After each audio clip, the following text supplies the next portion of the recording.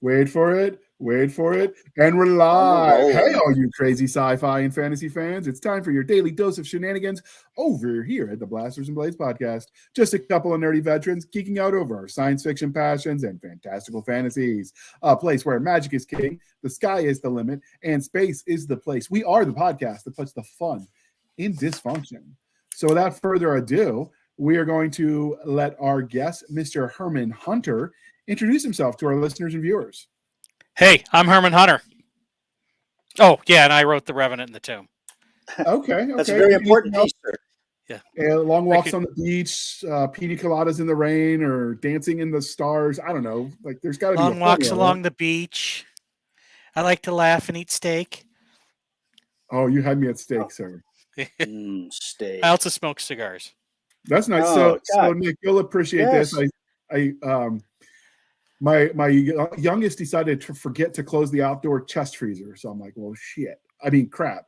And so I was like, I reached out to my stepdad. I said, I got this kielbasa that I didn't know what to do with yet, but now we got to cook it this week because now it's de-thawed because he set it out to get something else and forgot. And I'm like, how do we want to cook it? Because I'm thinking, do we want it over rice with a stir fry or what? And he responds, you were infantry. I thought that meant you were a man. Of course we cook it with fire. Of course. So we are grilling this weekend. Get some onions and some bell peppers. Put over some rice. You're good to go. See, now I've got to make it as spicy as I can take, which probably isn't that much because my manhood has been challenged. So I have to spice him. It's required. I can't let the Navy win.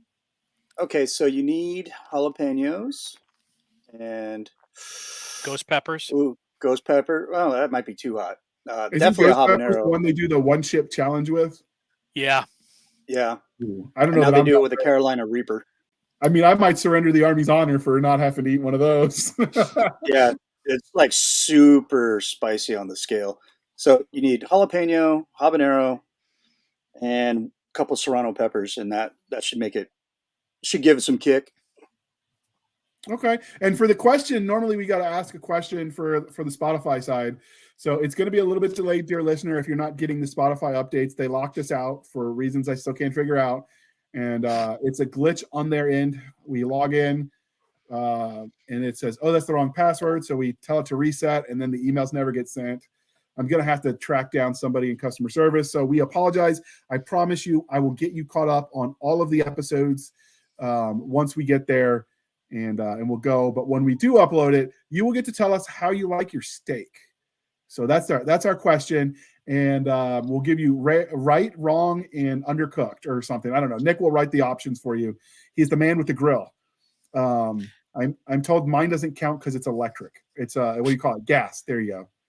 Yeah. Well, then mine's gas.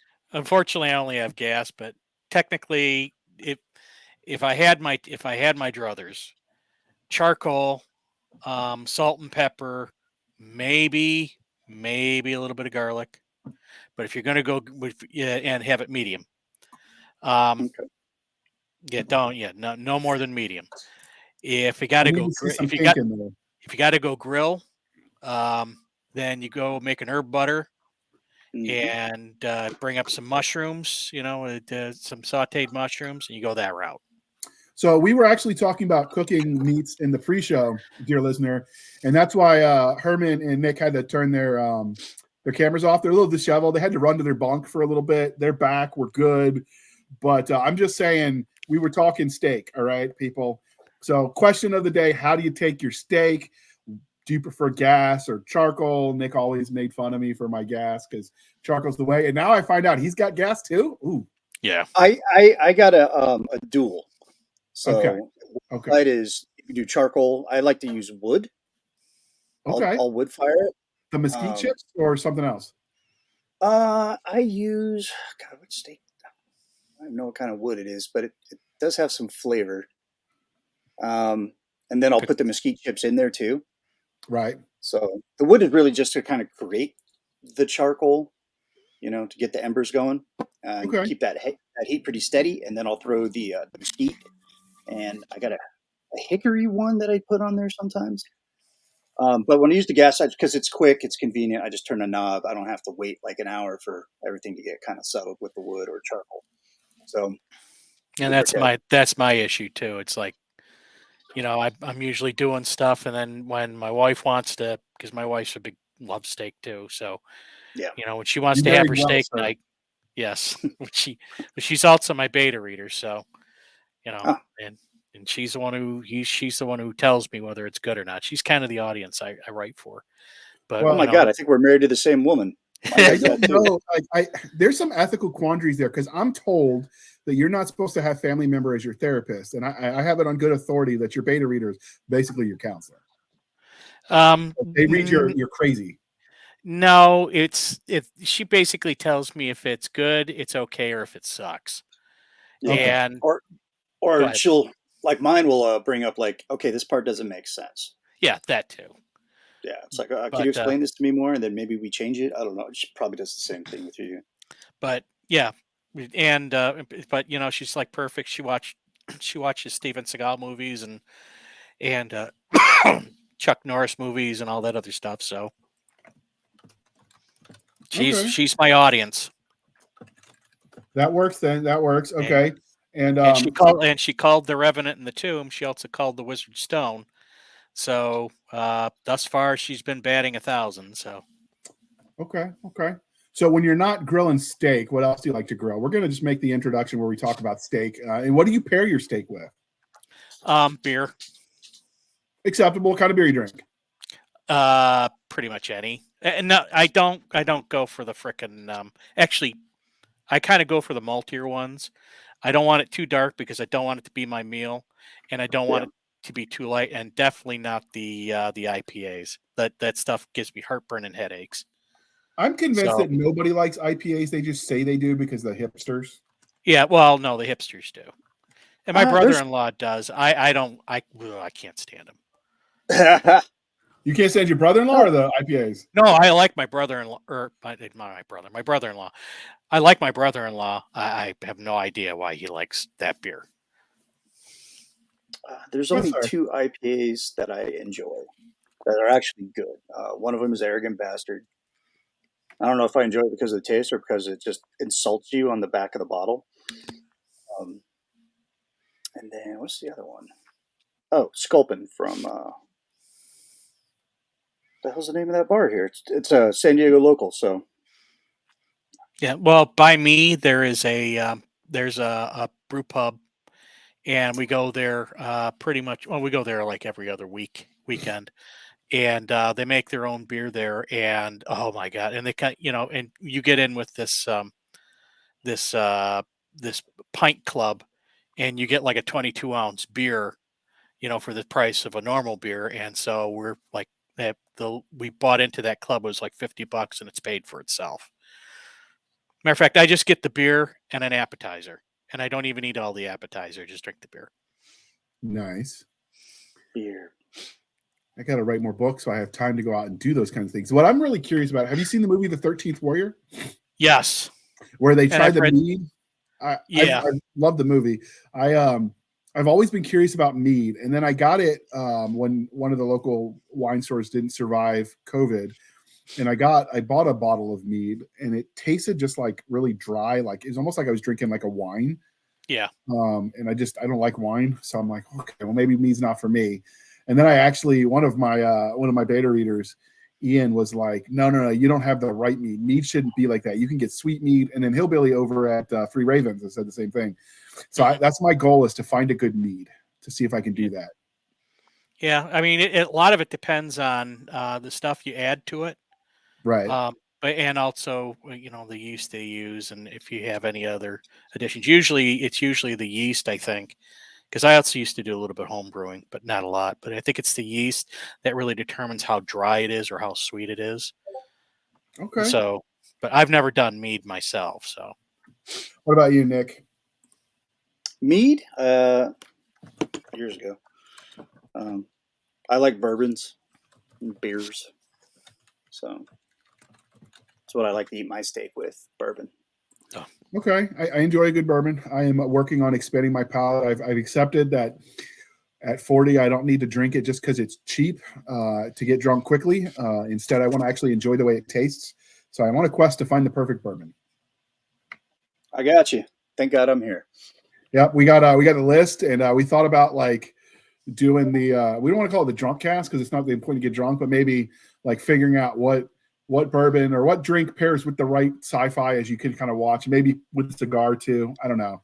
We've got ideas on making it a little more manly for that episode, just for the fun of it and for the ability to write it off on taxes. So you'd be invited, Herman, for tax purposes, of course. Woohoo! Woohoo. You know, honestly, the funny thing is, this was for work. Yep. But the funny thing is that when I have my cigar, I don't have a bourbon. I actually have what's known as Spanish brandy. And because when I have my cigar, I like something with a little bit of sweetness in it. Because and actually, the book that you have up right now, the dedication on there is to the cigar bar that I go and I write all my chapters at. Nice. So, but it's like a ritual. I go there every time I'm going to write a new chapter.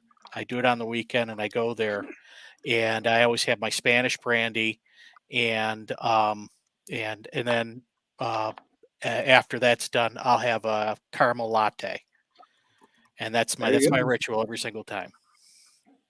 Not a bad ritual. I approve. So yeah, my writing has been fueled by alcohol and tobacco. All the best writing is. So yeah. I approve. All right, sir. It's the Hemingway.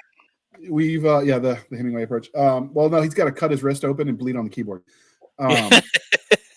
But so now we've done the introduction. We've learned a little bit more about you. People can now join in our discussion on fine cigars, steaks, whiskeys. Do you grill anything else? Like, you enjoy good chicken or fish? Yeah. I'm not a fish guy. I've never liked fish, and the older I get, the less I can stand the smell. But chicken, pork. I've actually done more pork this year. Just nice pork chop, put it on there, and then have like a bourbon sauce that goes with it. That actually sounds pretty good. I'm gonna try that. Yeah, pork. I'm kind of getting a little bit better at pork because it's so easy to overdo. Yeah, I can see that.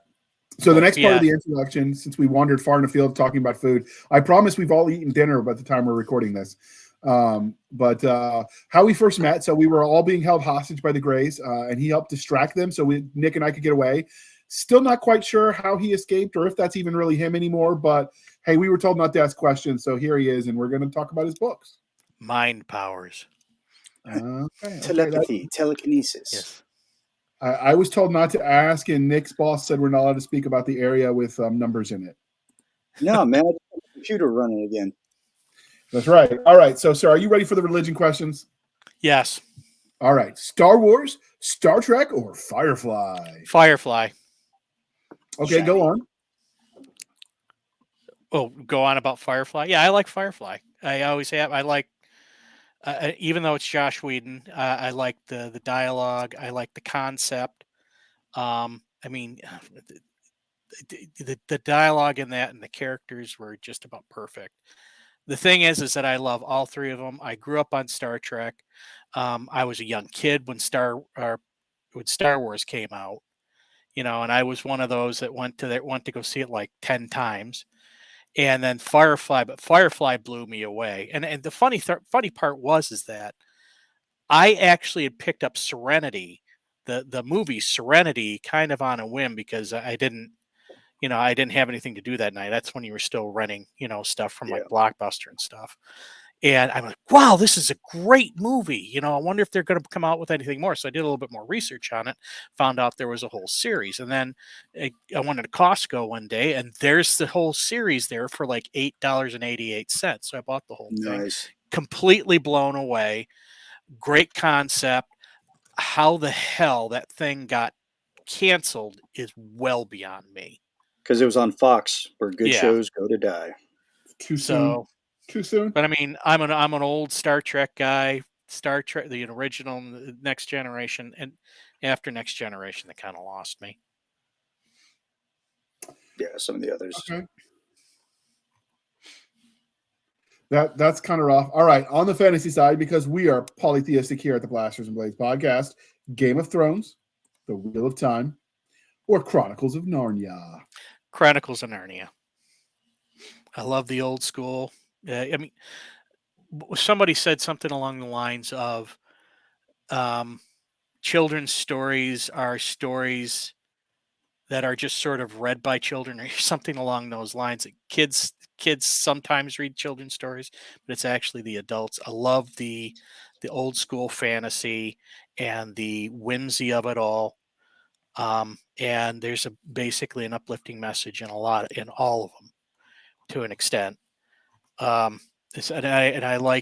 always liked C.S. Lewis as far as he has a sort of a very sort of forward wit.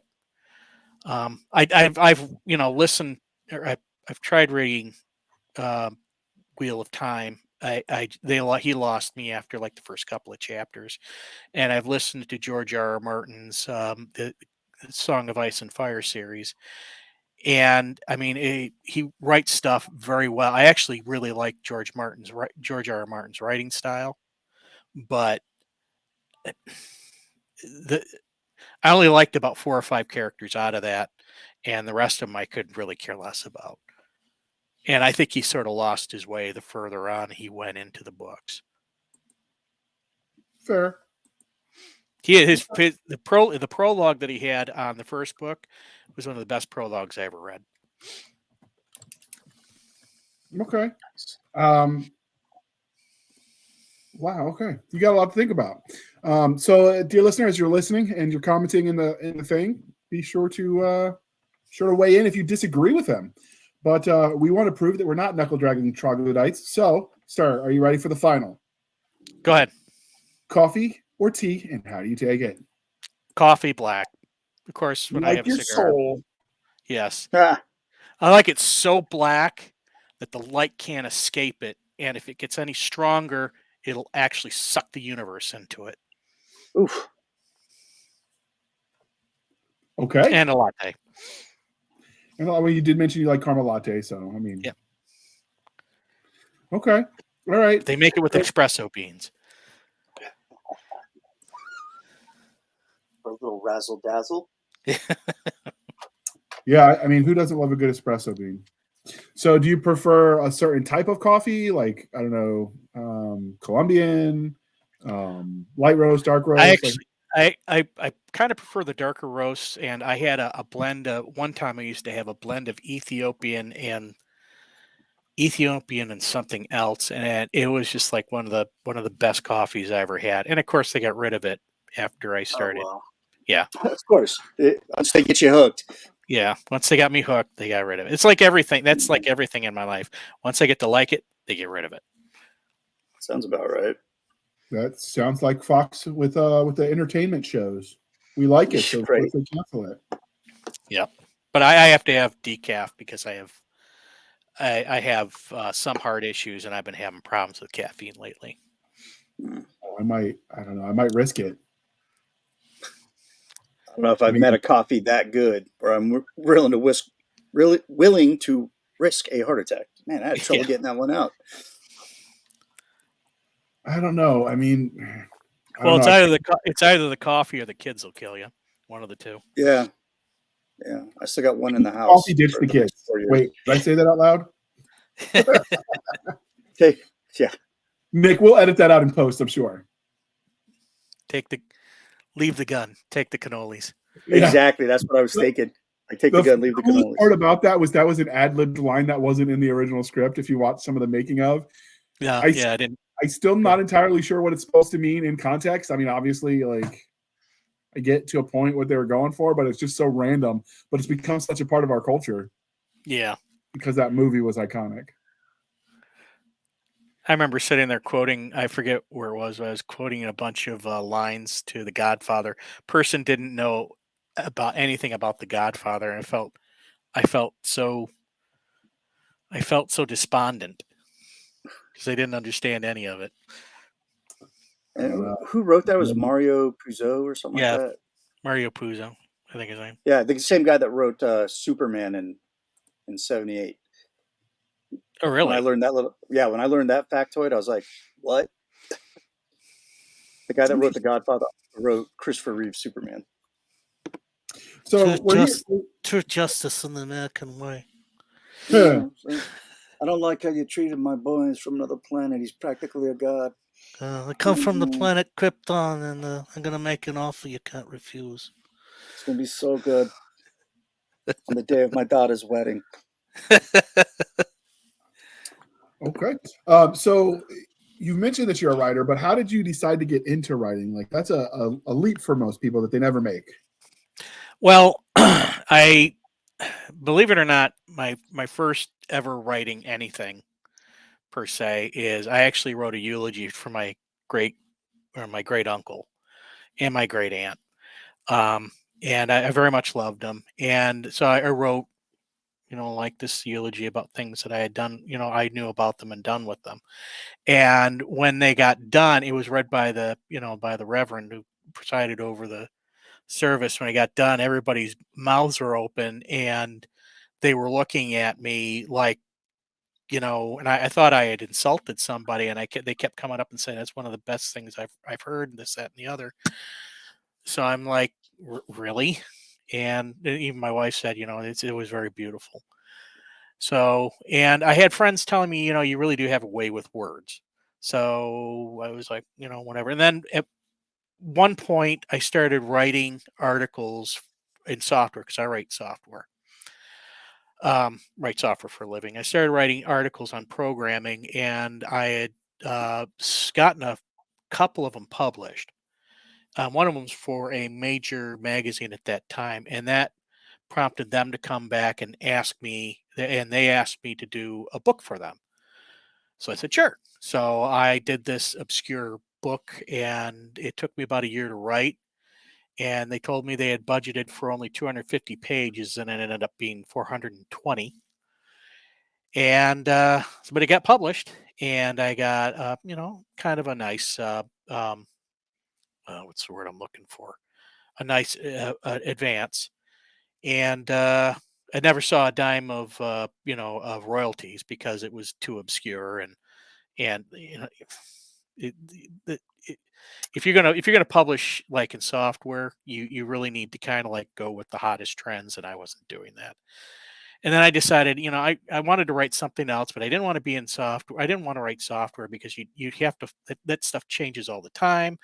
I want to have something that's a little bit more legacy. So I decided to write fiction. And I like fantasy. I loved Lord of the Rings. Was a huge D&D nerd. I grew up on reading those, the original, the D&D, the first version of Dungeons and Dragons. I had those original books at one time. And also I have the AD&D, the first three AD&D manuals, which is the player's manual, the Dungeon Master's Guide, the Monster Manual. And I was always heavily inspired by that type of stuff. So I decided to write a book. And I got done with it. I wrote it, gave it to my wife, and she read it.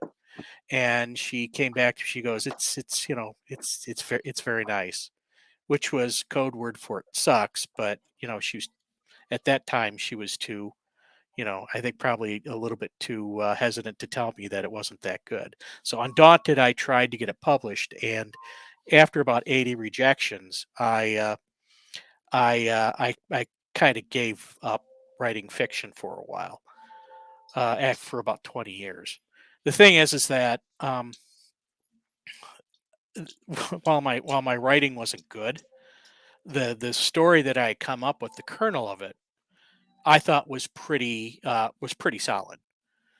So over the years, because I have a career in software and worked on the career. Over the years, I kind of wrote short stories that went along with this book, and then sometime in 2017, I decided, well, maybe I'll rewrite this one story that went along with the book, and rewrite it because I never really liked how that ended. So I sat down. I think it was in December of 2017, and somewhere in the beginning of January 2018, I finished a 170 some thousand word book. And it wasn't bad, but it wasn't great. So I decided, maybe I'll go back and I'll take the original book that I wrote and I'll rewrite it. So then I went through the entire book and I rewrote the whole thing, and then I gave it to my wife. And my wife said, my wife read through it all, and she came back to me and she goes, "This is as good as anything I've ever bought." And she reads Stephen King, Dean R. Koontz. She's, read Robert Jordan. She's read a lot of different stuff. She's a big kind of an action adventure junkie, and she likes those types of books. And she goes, "You should publish this." And I was saying to myself, I can try publishing it, but I don't think anybody will pick it up. And sure enough, nobody picked it up. Now, I didn't want to self-publish at that time because I knew how hard it was to self-publish. You, you can publish a book, but it's like, unless you really, really work at promotion, nobody's going to buy it. And I was getting really, really sort of, really sort of despondent about it because I was going through rejection after rejection after rejection with this book. And at one point or another, I was about ready to just give it all up because I wasn't gonna spend the money that it would take for a vanity project, which is essentially writing a book would be. I wasn't going to spend the money for a vanity project, for my own ego. And it was at that time when I said I'm just going to give up I'm just going to give this up and go back to we're focusing on my career in software. And it was my wife that came in and said, "We will spend the money to um, we'll spend the money to publish this book if we need to. Um, you are a good writer, and you really need to publish." And so at that point, I decided to self-publish. So never got this first book that I wrote, never got it published. So then I was left saying to myself, okay, so what am I gonna put out there? What am I gonna self-publish? Well, I'd started another book, and that ended up being The Wizard's Stone. I'd started that book, but I was doing some research on marketing, and they said that one of the things you should do when you're going to self-publish is maybe write a small book and have a free giveaway. And so I was like, well, I'm not going to give away The Wizard's Stone. I'll write a small sort of a novella and use that as my free giveaway. And so that's where The Revenant and the Tomb comes in. So fast forward, I think about another year, and I go to give this book away, and trying to attract a bunch of people to my website for emails, this, that, and the other, so I can build an email list and do all the things that they tell you to do in self-publishing. And it was a dismal failure. So I decided, well, okay, let's just publish. So we published, and here we are. A couple weeks ago, Blaine Lee Pardoe, the author of all those BattleTech and I think Mech Warrior books, he picked it up and he read it, and he raved about it. I got a 5-star review from him, and it's actually on the Amazon. It's actually on the Amazon site. So that's the brief history, brief history of my writing in this book. Nice. That's cool. I mean, normally we ask questions to lead you along, but you did it for us, and we're not going to say no to that. So, did you end up taking this to a small press, or did you just totally self-publish? After my experience with the first book, and I did try with the first book, it's with a character named Freddie. With the first book, I did try to go to small presses with that, and it was rejected. And I was at the point where I could either spend another year and not get picked up, because this is a novella, and a lot of those places they're not going to pick up a novella. I could spend a year doing that and not getting anywhere. I could just publish it myself, seeing that we were going to publish it. We were going to spend the money to publish it. And my first release from the first year of its publication, I sold about 220 books. And then when I released The Wizard's Stone, I made that up in about 2 months. So I doubled my sales in 2 months. And then in 6 months, I had basically tripled my sales. So I'm approaching like 700 books sold right now. That's not bad. Maybe Yep. Blaine's pimping you out will help you out. Well, that's actually before Blaine said anything. So, Okay. but I met him. He's a really nice guy. Great guy. Well, before we dive too deep into this and let Nick talk about the cover, because he likes to wax poetic about art and stuff, we're gonna Get have to use my degree finally. Yeah, I mean, he's just got to do it so he can write off the hour on taxes, and he bills us like a crazy amount to himself, like he's worth $3 million an hour. I don't know where that comes from. The IRS hasn't asked any questions yet, so we're okay. But yeah, we're gonna play that commercial real quick.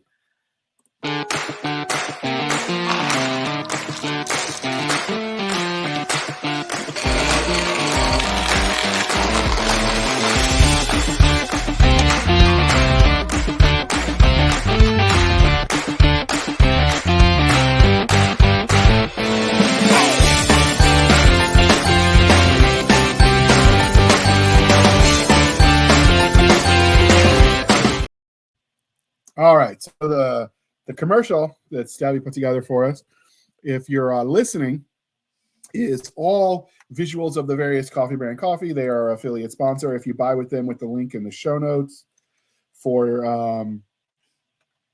if you use the link in the show notes and the code podcast Grunt, you get a discount. It is, I believe, 10%. We get a little bit of a kickback for every whatever sold. So you're helping keep the lights on and you get coffee out of it. You're supporting American owned business. Another cool thing if you're American. So yeah, it's a good coffee. Stabby absolutely loves their blueberry. She's reordered. As a thank you for reordering for her second order, they actually threw in a free dark roast for her to try other things, which I thought was kind of cool. Yeah, I thought that was really nice. I'm still working through just the last dregs. I got like 2 more cups of coffee out of my s'mores. So that should be interesting. I'm looking forward to trying something new, see what they got seasonal. But we wouldn't shill for them if we didn't also enjoy the coffee ourselves. It's good. It's delicious. I recommend it. And I get it. It's a little bit on the pricey side. So for me, it's my like, you hit your word count today. You get a nice cup of coffee instead of the rot gut stuff I normally buy because, you know, budgets are a thing. And my 20 ain't 20 and like it used to at the store. Jeez. Anyway. So with that being said, Coffee Brand Coffee is an amazing affiliate. We like working with them. They like helping out smaller creators get their established. So it's a win-win. What's not to love? And with that being said, Nick, we're looking at the screen with the cover of The Revenant and the Tomb. So go on, do your artsy fartsy thing. All right. My artsy fartsy thing. I think you put too much stock into what I'm actually going to say. No, I like it. I like that you have the sword centered. I believe that is fabric, or is that fire coming off of it? Yeah, it's fire. It's fire. Okay. Stylistically done. I think less is more, and especially book covers, because you do judge a book by its cover. So it's got some contrast in there with the mountains and everything. You got the good use of positive and negative space, and then you got like this emblem in the back that's kind of like opacity's kind of low, so it's like, oh, it makes you look a little closer to see what it is, and then you got these symbols and things, and you're like, oh, what are these about? So I like how the masthead is done and the typography is good. This was really done good, actually. This cover was done by a company called eBook Launch. They gave me like 2 different covers, and basically the criteria that I gave them was, I don't want what everybody else has. Okay, I don't want a scene from the book, and I don't want the typical, you have a figure in the center and it's got a glow around it and it's got some stuff in the background. Yeah. I want something that is sort of abstract and has elements of the story in it. And you go ahead. Yeah, it worked. Yeah. Whatever answers you gave them, they did well with it, and I think that was probably the right answers. Yeah, I've gotten a lot of compliments on the cover. Yeah, it's clean, it's professional, it's definitely something that if it was on like a side display or something, walking by it, I would probably pick it up because it does. It piques my curiosity. I'm like, okay, that's pretty neat. So let me go and check it out. And it's something you can do like a poster. Oh man, it's a really good cover. Like I said, less is more, and I think they nailed it. And I'm working on the follow-up. It's all written. I'm in the middle of editing the book. The next book will be called The Revenant and the Cult. And we're using basically this same basic style, but we're changing out the elements. So, and the artist is a comic artist that I know, that Nice. I've met through all of my different connections. So, same basic style and sort of the setup. I'm really excited. Yeah, it's a cool cover. I'm actually kind of intrigued to like what's inside the book, what the story is. So yes. So first, before we talk about the story, what would be the age range? Because we've got families that listen, which is why we try to stay family friendly-ish as much as grunts can. But what would you say the age range is for your target audience? Up to 13 and up. There's some gore. I don't write sex. I don't put in a lot of swearing. I think the Wizard Stone, which is my second book, probably had one curse word in it. So I tend to do stuff very clean. I think there was one kid who came up at a comic convention I was at recently, who bought it, and he loved it, and I didn't feel guilty about him picking it up because there was none of that, not even innuendo. I just don't like doing that. I kind of like clean fiction and fun, and I don't want to say fun stories because they're very gritty, but just good adventure stories. Just focus on the adventure. Don't worry about all the other stuff. Okay, we can deal with that. Yeah, and there's also an audiobook, and it is on Spotify. And the audiobook, unlike us, apparently. Yeah. The audiobook is narrated by Steve Fortune. He does a fantastic job. The way he makes it sound, it's almost as if you're sitting at a pub and he's telling you the story. It's great. So is this your way of saying your narrator was drunk during the production of this? No, but if he was, he'd probably be just as good. All right, Nick, you had the next question. You had one you wanted to ask him? Oh crap! Sorry. You got to unmute. I know. Oh man, I was like, I started talking, and then oh crap, what happened? I'm not. No one's talking. My bad. I apologize, folks. Okay. Man, I'm rambling. All right. Tell me about the main character for the Revenant in the Tomb. The main character. The main character is a young man named Hal Cedric. There's a bit of a mystery to him, and he meets up, of course, in a tavern with a guide named Drom, and Drom is the one that's going to take him to this mountain known as the Horn of Torgive. And you find out a little bit more about Hal Cedric.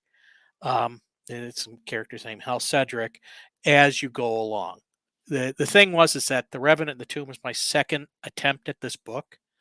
The first attempt was the origin story to Hal Cedric, and that actually was working out pretty good. I had a good beginning and a good ending, but the middle sucked. So I abandoned that, and I did something. I did this, The Revenant in the Tomb. It's basically what they'll tell you is it's basically a dungeon delve. Okay. People love it. Yeah. So if they're going dungeon diving, do you have a favorite like monster that they're fighting that you used in this book? I tend to make up my own stuff. So I don't want to give too much stuff away, but this story is actually there's a lot more lore around this story than what I let on. Excuse me. It's kind of like a small slice of a much greater story, and it's something that in the next book I expound on, because this book also corresponds to that first book I was telling you about that I tried to get published. And so all of the stories that I'm writing are linked in the same fantasy world. I don't know if that actually answered the question, but Sure. So most dungeon diving type adventures involve a party. So are there anybody in the story that goes with him, or is he a lone wolf? Like yes, what? there is. There, of course, there's the guide I already told you, and there's Hal Cedric, and there is a. They call him. I call him a Wodaman. They were be kind of like a dwarf in Tolkien terms, named Tulfgear, and there is a huntress named Herodine, and she is an Alani, and she would kind of be like the elf, an elf or version of an elf.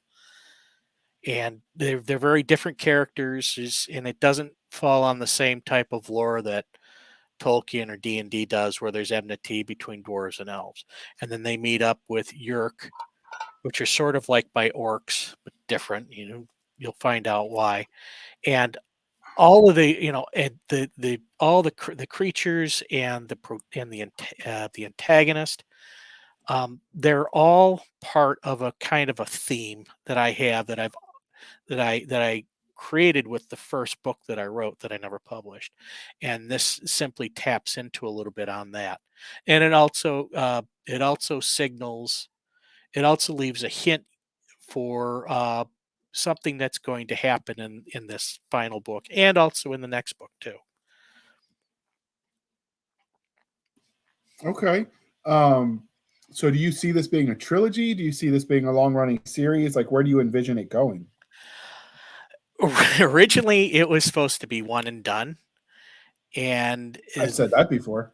yeah, and it was like about a month after I released it, and I had people coming up to me on social media that had bought it and said, "So when's the next book coming out?" What I want to see more about, Hal Cedric and Herodine and what Tulfgear does, and I'm like going, okay, it was just Hal Cedric was actually a prototype character for a series that I wanted to do, sort of an episodic series of something similar to the type of warrior that Hal Cedric was, and basically a scribe or a scholar. And they went and they went on different adventures. And so I figured, as my free giveaway, I'd kind of like do this one off with this character to kind of set up that series that I want to eventually do. And now, based on reader demand, I'm kind of like making a series out of it. Nice. So I wanted to kind of make it sort of episodic, but the next story sort of evolved from this one. So I guess you would call it a series, but it wasn't sort of designed to be like that. And the series that I'm working on, the book that I'm working on now, I'm actually going to break into two pieces because I like to produce smaller books, and they're less expensive. So you'd be able to spend less. You might have to buy two books over the course of a couple months, but you'll be spending less each month. Okay, Nice. That's cool. Yeah, it's kind of funny how that happens. Yeah. You don't have like a plan going forward, and then I had a plan, but that went right out the window. So yeah, it's like I had a plan to do this, but just through writing the book and fan reaction, it becomes its own entity. It takes over. Yeah. So now I've got like 3 other books that I want to do with Hal Cedric, and then I think I'll be done with him. Nice.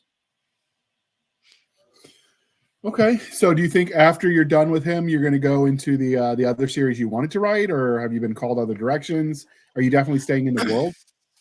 Well, there's another book that I want to write. It deals with a fallen angel, and it's inspired. It's inspired kind of by the Paradise Lost. Okay. Actually, it's inspired by the album Paradise Lost by Symphony X. But I mean, there's also Paradise Lost elements in that as well. And that story is technically about salvation, or not salvation, redemption. And it actually ties into the second book that I wrote, which is The Wizard's Stone. It's a bit of a prequel, but it can stand on its own. I would say that if, as far as themes and stories go, the redemption arcs are always timeless because Yeah. Can't go wrong with a redemption arc. no, I love it because in the modern society, that's why I put them in my writings too. In a modern society where everything's technological, you used to be you effed up too bad. You just move to another town, you start again, and you learn from your mistakes. You can't really do that in a modern world. People mess up. It's a one and done. Like, and that's 12, they're going to put against you till you're 100. And that's kind of the situation with this one book that I'm looking to do. And I actually started one chapter, but that one's been a kind of a hard start. I mean, I have ideas, but until I actually start plunking them down, I don't know where everything's going to go. I think go ahead. Go ahead. I can't say go ahead and then start talking. Yeah, I'm a bit of a pantser. Matter of fact, I'm very much a pantser. I have like an idea of how I want the story to go, but the details don't actually happen until I start writing them. Okay, so I think every author has that one story in them that they've been wanting to tell, but they're not quite sure how to execute it, and it's just sort of sitting in the back of their brain pan. So I don't think you're alone. Mm-hmm. Well, that was the first book I tried to get published, and that book, although I originally started out one direction when I did the rewrite, it became very clear to me what that book would be about, which would actually be about faith and hope, and it's also based on, because I call this Christian fantasy. It really isn't. It's sort of Christian-esque fantasy.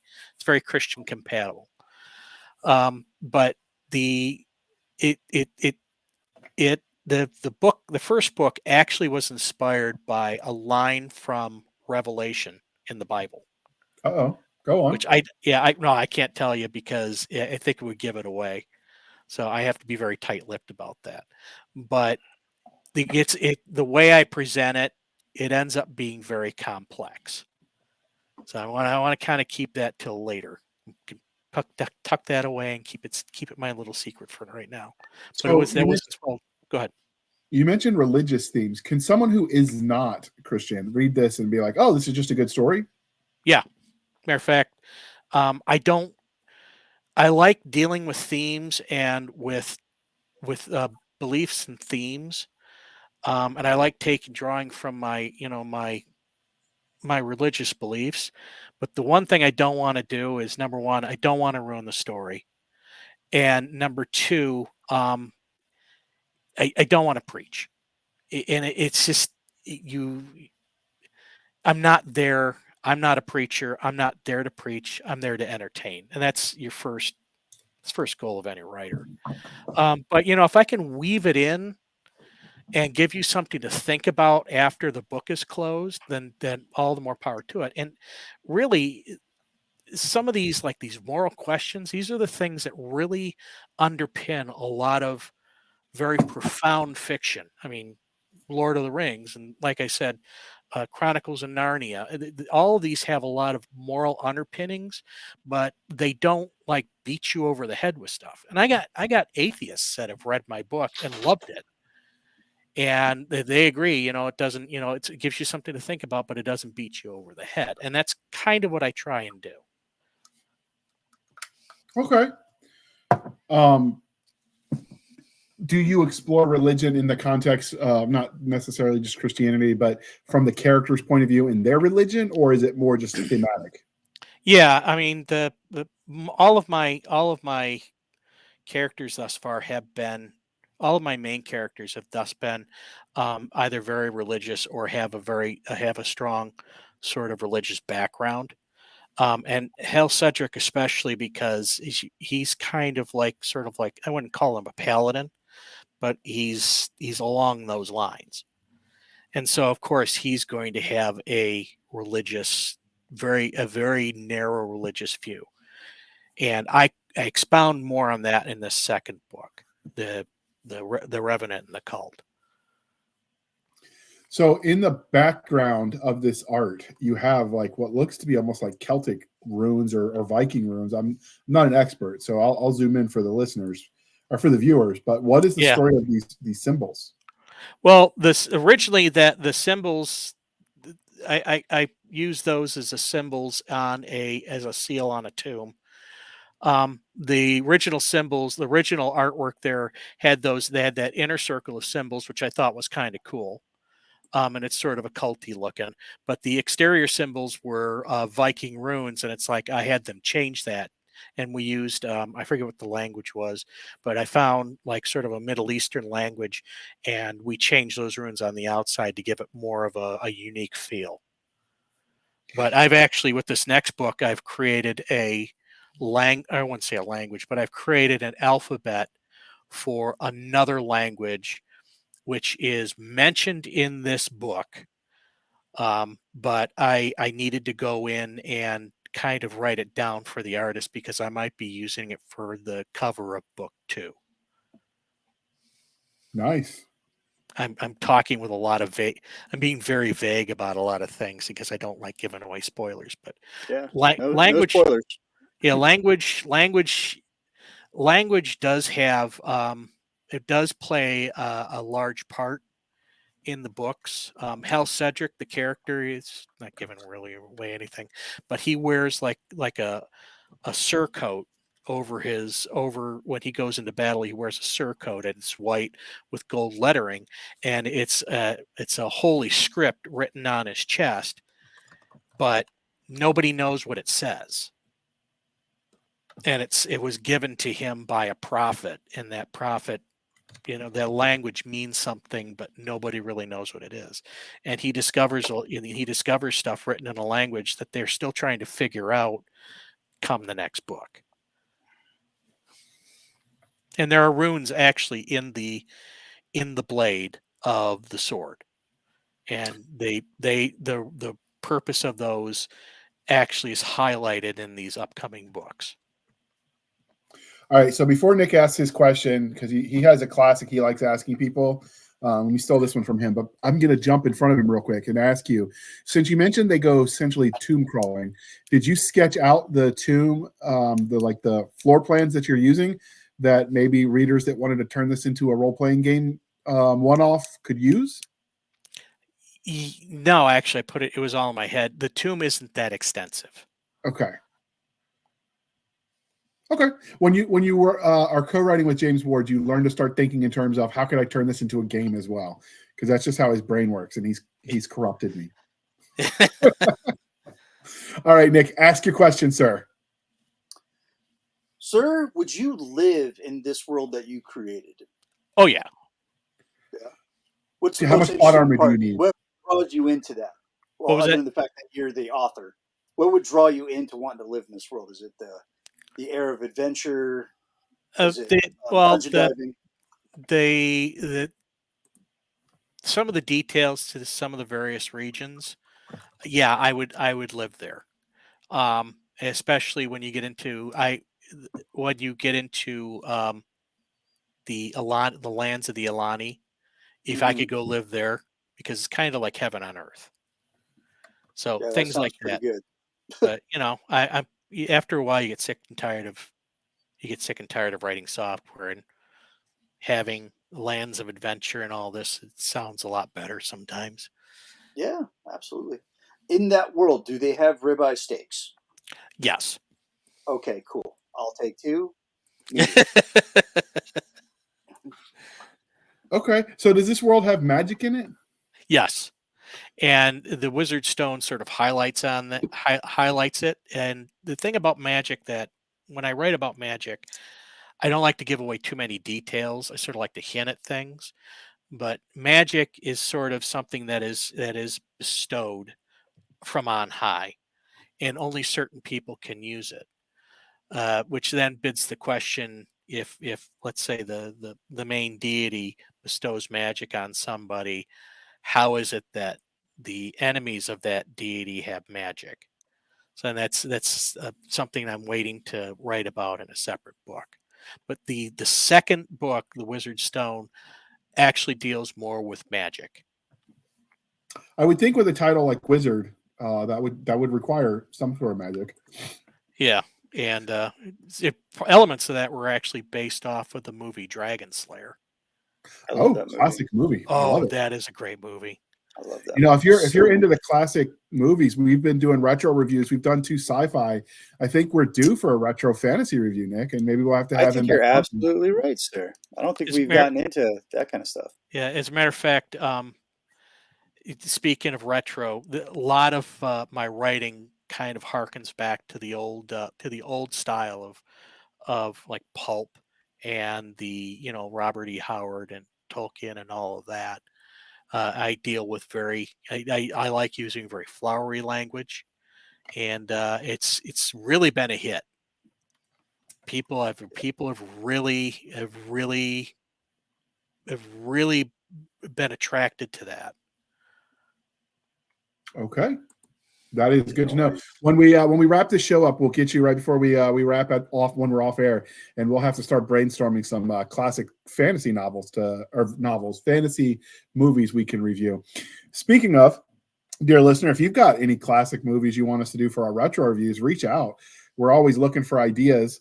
At this point, we're having more ideas than we have episode slots, so that's a good problem to have. I think Nick and I'll be 100 and we'll still be like have movies and books and things to talk about in Nerdville. So I gotta watch the movie that I haven't seen in 60 years. Exactly. Was there anything about The Revenant in the Tomb that we didn't ask that you want to highlight as we prepare to bounce? No.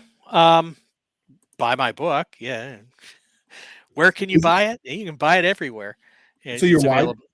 Yeah. So yeah, I am wide. And like I said, you can get it paperback, ebook, or audiobook. And people either absolutely love the audiobook or they think it's okay. But I have had no one say I hated that audiobook. I had somebody once tell me I was the okayest sergeant they had, so I'll take that. You gotta take the wins where you can, bro. Yeah. I mean, I was told by an old school Vietnam veteran era sergeant that if they weren't messing with you, they were plotting about you, and you'd rather them mess with you to your face than frag you in the back. So true. Absolutely. Of course, that's hypothetical because that would never happen in the modern army. Never. Oh, never. No. Absolutely. All right. One in the back plate. Absolutely. There's a reason you wear armor in your back. So before we let you go, dear listener, we'd like to remind you to please be kind and speak your mind on the reviewing platforms. Your reviews help the right readers find the right books. So do your part. And if you've got ideas for us on topics, movies, books to review, throw them our way. You can tell us how you like your steak. Always a win. If you try Coffee Brand Coffee and you like it or hate it, reach out. We'd love to hear about it. Don't forget to use our code. With that being said, Herman, can you tell our listeners and viewers how they can find you? And as usual, links will be in the show notes. Once again, I'm like everywhere. I have a website, www.hphunterwriter.com. You can find me on Twitter at Herman P. Hunter 1, because apparently there was another Herman P. Hunter on Twitter, and at Facebook under Herman P. Hunter. And I'm also on Minds, Getter, and Gab. And I'm also affiliated with the Iron Age. I'm usually in and around the Gilded Chat for A Drink with Crazy and several other comic artists like Brian Shearer, Gary Shipman, Mike S. Miller. You can find me there as well in their Discords. Out freaking standing. All right. You can find us on our Linktree, linktr.ee, Linktree/Blasters and Blades Podcast. Again, Linktree/Blasters and Blades Podcast, where we link to all the things, the BitChute, the Rumbles, the Twitters, the emails, the Blasters and Blades Facebook group, Blasters and Blades Facebook page, the Madam Stabby Stab Twitter, Instagram, and email, where you can reach out and tell us how much we suck, and she will make you cry, I guarantee you. You know, some people pay extra for that service, and we're giving it to you for free because we're just loving individuals. And we're also not doing the work. We're making Stabby do it. You can also find our email address, which is blastersandbladespodcast@gmail.com. Again, blastersandbladespodcast@gmail.com for serious business inquiries, or if you want to try to get on the show, we got some ideas. We're game. You can find us on our website at anchor.fm/blasters tech blades. Again, anchor.fm/blasters-and-blades, where for as little as 99 cents a month, you can help keep the lights on. Or you can support the show more directly at buymeacoffee.com/author J.R. Handley. Again, buymeacoffee.com/author J.R. Handley. Be sure to put in the comment section that's for the podcast. And I promise I will keep my co-hosts duly caffeinated. They will drink until, no, we're never going to quit because we ain't no quitters, people. Yeah. So we're just going to keep drinking the coffee. If So I say die, y'all. just wait 3 days. I'll return to duty. Absolutely. You know, they actually made me report to duty when I had 105-degree temperature when I was on guard duty. Holy crap. Yeah, that tracks with the Army. Yeah, and we had it was a live fire guard exercise. Like they never told us what we were guarding. It was on Fort Bragg, and they said, "Here's your magazine. Shoot anything that comes close and doesn't stop." And I just know it mirrored the Air Force property line, so it was a building that was somehow between the two properties. And when my sergeant came out, I was hallucinating because of the fever. At that point, they thought I was, I guess, faking being sick. I want you to know, people, Private Handley was a lot of things, but he was no faker. That's I came to work hungover, and I didn't try to get out of nothing. You know what I faked? I faked to give a shit. That I did fake. But anyway, I faked that a lot. I didn't recognize him because the fever was so high, and I shot at his silhouette. Luckily for me, there were 5 of him, and I shot the wrong one. Ooh, that'll do it. Yeah. Well, let's just say that I would not have been the one in trouble because I did try to report to sick call, and they wouldn't let me. So, oops. Jeez. So let that be a lesson to you, people. If someone's got 105-degree temperature, don't give them a loaded weapon. Just don't. Yeah, that's bad juju, man. Absolutely. All right. We appreciate you spending some of your precious time with us. We talked all the things cool about books, bourbon, booze, beer, cigars, and steaks. We talked about grilling things with fire and flame and brimstone. And oh, by the way, religious themes in The Revenant and the Tomb. So, yeah, you got all the things in this episode, and we're not even charging you extra. So, that's right. That being said, we'll be back next week at the same time where we'll indulge our love of nerd culture, cheesy jokes, and all things that go boom. And we're